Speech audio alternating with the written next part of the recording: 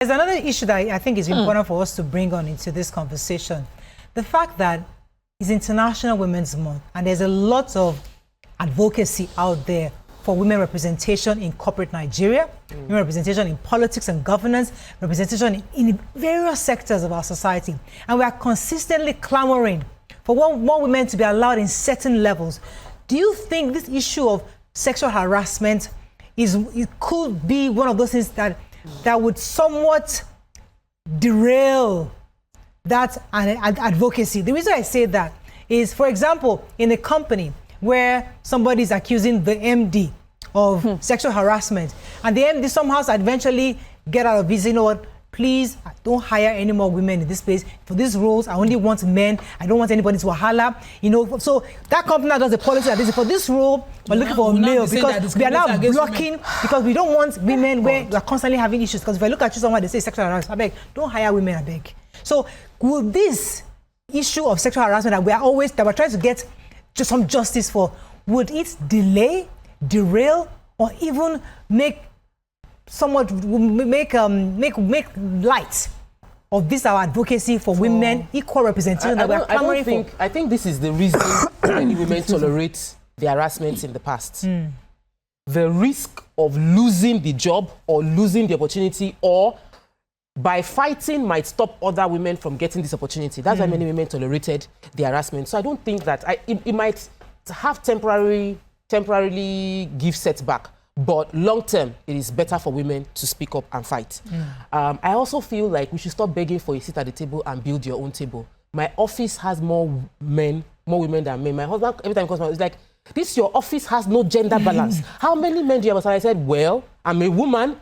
In my office, I have the opportunity to employ as it suits me, and I'm employing more women. But if it was a man that did that, now you complain. But in a lot of men's offices, when I go to see my real estate men, I see more men than women there too. So I would lean towards, so women should build the tables, so build the companies. In a place like a National Assembly, where we're trying to get more women, the table is already there. We're trying to get more women inside. The table is actually the campaign machinery. The table is the money that backs the campaign machinery. So if you are able to leverage your influence as women, you will build the table that I can never forget Tope saying on this show a few years back when we were still in the former studio that women should fight to be the Mama Saleh. Be that woman that if you stand up and say, everybody, we are voting for Nima this time, they'll be like, yes, ma, yes, ma, yes, ma, and they will follow and vote for Nima. If you say, this election, we are voting for Mariam, become that woman that is so influential. Your table cannot be shaken. The men will come and meet you and tell you, ma, the person, because there are some men in this country, actually the power blocks are controlled by some people that whenever you want to win in those zones, you go and meet them. Yeah, let me take this call from Yakub. He's been holding for a while from Tope. Thanks for calling. Yakub. He knows what to do. Hello. Good morning. You're live. Go ahead, please. Yes. Yeah, thank you very much. Sister Nima, Ramadan Kareem. Permit me to say this before I come to this particular topic. Morayo, I think last week, Friday, I tried to call him, but I couldn't. When you I think it's Friday or Thursday, if I don't make a mistake, you granted an interview with Amaka, one of us. Yes. In fact, Morayo, please, I'm not trying to taking you guys back. Amaka stands as my hero for this year. Is an hero because she said a lot of things that, in fact, I would be surprised if the first lady of this country is not listening to that very particular program because she really needs help. And then, Morayo, I know that you have the key. You have the key to let the first lady of this country to know what she's passing through and the people like that. Because for Amaka to come out and then make sure that he told us all what she said that day, I give her kudos. She's already made my hero for this year. God will bless her, Amaka. Thank you. But coming to this very particular topic, Morayo, listen to Natasha Apoti because I listened to her on one of your sister station, which channel television. Morayo, when I listened to this woman, I was like, wow, in the National Assembly. And then for that woman, she is a strong woman. It is not only that she came out, and then she also came out with the facts. And then she also said that the Senate president have every right to come and defend himself. But up to now, I start to be corrected. I've never read it anywhere that the Senate president said anything except our wife. Except his wife that said that she should withdraw the statement and all that. Let him come out personally to come and tell Nigerian citizens that what Natasha Apoti is saying is not true. I give kudos to that woman because anything that woman always says, she will always come out with the fact. Thank you very much, Yakub, for your views. So let's extend grace, just as Miriam said. His wife is allowed to come and say whatever she wants to say in defense of her husband and her family. Because such an accusation is not just to her husband, it's going to affect her children. So she's allowed to come out to say whatever. While you should not discourage or distract Natasha from proving her case. Sexual harassment case. If there's Going back to the issue we're talking about, Mariam, concerning the fact that you're going to say something. Yeah, so, you know, I feel that when I said women should be given the grace to support who they need to support, but also that I want to see more allies, you know, concerning situations like this, conversations like this. When a man, just look at the person that called us, when a man says, I am an ally, I stand for women, I know that women too should be influential, should be strong, but there's something, knowing that you have a partner on the other side join you, it's just like double the strength, you know, double the conversation. So that's what I would like to see more of, you know, going forward. It's not enough to say we support women. It's not enough to use just our words. We need to show it in different actions. And when things like this happen, how do we insert ourselves? Now, recall what we were talking about earlier, concerning that, would this stop other people from getting opportunities? Because women, we're trying to get women into public office. We're trying to get women into governors. We need a female governor. We need female presidents. We need women there. And when these kind of issues come up, should we feel like maybe it might actually delay? Because there are women, one of these was Senator King Gibe was saying, was that we are still trying to pass the gender bill.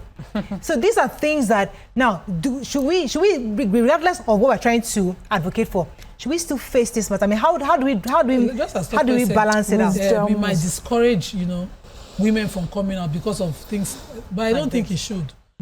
You know, there's nothing perfect in life. In life happens, things will happen.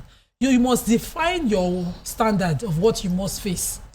But your dream must not be, given up for anything. If any woman out there wants to be a senator, this should not in any way discourage her. Before you get to that position, you would have won your ward elections. You would have won your. Should men not be discouraged by this to support women? Let this not discourage. Let this situation not discourage men. Support, no, that one we need it. You know, men should come out now and give women not just support but opportunities. Instead of you dragging it with a woman, because you have more resources, can you back her up and let her, go out if you think she has the intellect to thrive there? But for women, so I know what I'm saying. Some women will tell you, I remember when we were wearing hijabs and we were all going to school and all, something was being preached among the society I grew up in. It was a Muslim community, and we were told we're better teachers. As a Muslim woman, you are born, because the Prophet says, if you educate a woman, you educate a nation. All of us should just go and do education. I was like, with the kind of gra that is in my body, it's not for me. It took a while for the vacancy for the deficiency in society to show, for people to say, okay, we're needed in every aspect. I know we Muslim women who were astute accountants who never thought of banking, because they thought in banking they will first put my hijab, they will force me this and that. And some who thought, okay, let me try, let me, I have the family backing, and they are thriving and they're wearing their hijabs in the sector today. So you need those women who break barriers. You need them, and we need to break barriers. Whatever this story, if another Natasha can come in another 20 years, let there be women in the house of the Senate. Just I was watching another channel, and they were talking about women, of course, in preparation for International Women's Day, and they were highlighting some women, like women from old. There was YK's grandma, Funmilayo Kuti, and where she was talking to the Oba to reduce the taxes, and she was like, Oba, reduce. I said, no. I had to tell them. I said, that's not how she talked to the Oba. She stood firm and confident, and she spoke. And, this world, forever, things keep changing and evolving, but human relationships still remains like the one thing that does not really change. You know, there was a time we never had cars, now we have cars, we're flying, we're going to space, you know, but human relationships still remain the same. That dynamic between man and woman and the power that men have over women and women constantly fighting for their rights has remained the same. But the only reason why we've seen progress in that way is because one woman or two women stood up in spite of everything to demand for rights. So I hear you, Tope, when you say that women need to build a table and need to be more influential.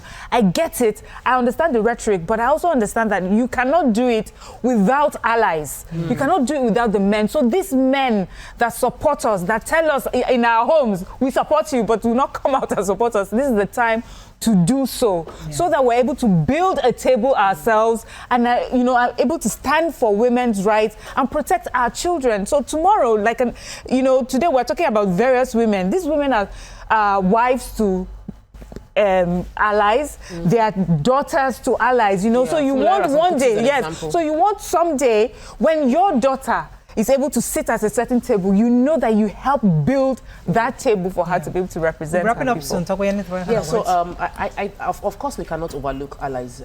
We've said it over and over again. We need more he for she's, but it doesn't have to. You don't need a crowd. And I'm so happy you used the example of Harassment because we from the story that we've heard, she had a husband and she had a father, and sometimes that's all you need. If you have one, you have enough and you can step out there and fight. And the privileges we are currently enjoying as women is because some people stood, fought and died.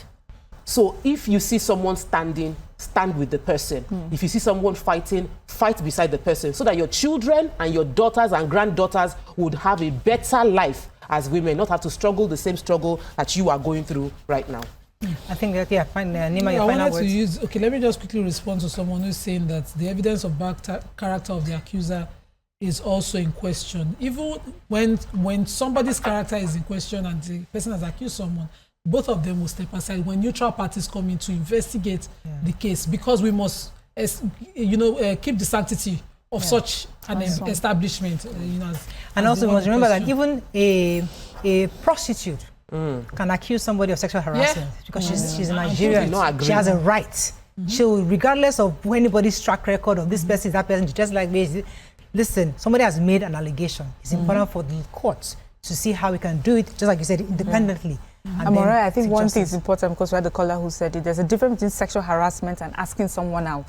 Please, that someone is single does not mean that person should be harassed. Sexually harassed. Yes. I think that's all we can take on today's show. As we said earlier, we know that the senator's story is pretty hot. Everybody wants to talk about it, but we can't because TVC Communications, we are law-abiding, and we have to understand that the case is up to this, and we cannot discuss it currently because it's in court. However, we're waiting for the judgment, and then afterwards, we can now tear it to pieces as we deem fit. Have a great day. See you tomorrow, and happy International Women's Month as we start. Bye-bye now.